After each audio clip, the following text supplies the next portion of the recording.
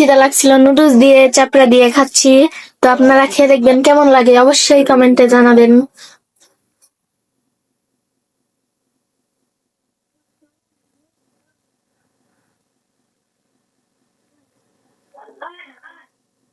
বন্ধুরা, আমাদের এটা প্রথম ব্লগ।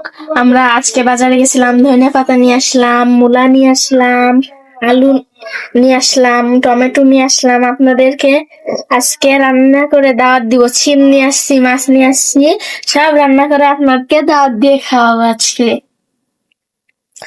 প্রিয় বন্ধুরা, আপনারা যা ভাবছেন তা কিন্তু না। ফেসবুকে কাজ করতে গেলে অনেক কিছু মানতে হয়, অনেক কিছু বুঝতে হয়। সেইগুলা যদি না বুঝে, কারোর ভিডিও যদি না দেখে ধাক্কা দেয়, তাইলে কিন্তু নিজের সামনের দিকে আগাইতে পারে না। প্রিয় বন্ধুরা, বাজার থেকে কোনো সবজি আনলে আগে ধুয়ে কাটবেন, কারণ বাজারে অনেক জীবাণু জিনিস থাকে, জীবাণু থাকে। সবকিছু ধুয়ে কাটবেন, আবার রান্না করার পরে ধুয়ে নিবেন।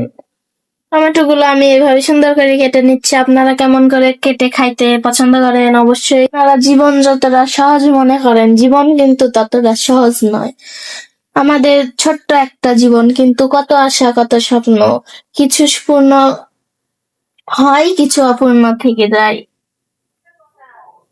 বন্ধুরা দেখুন, আমাদের সব কিন্তু কাটাকুটি অলরেডি সব শেষ। আমি এখন বাইরে নিয়ে গিয়ে ধুয়ে তুলে দিব।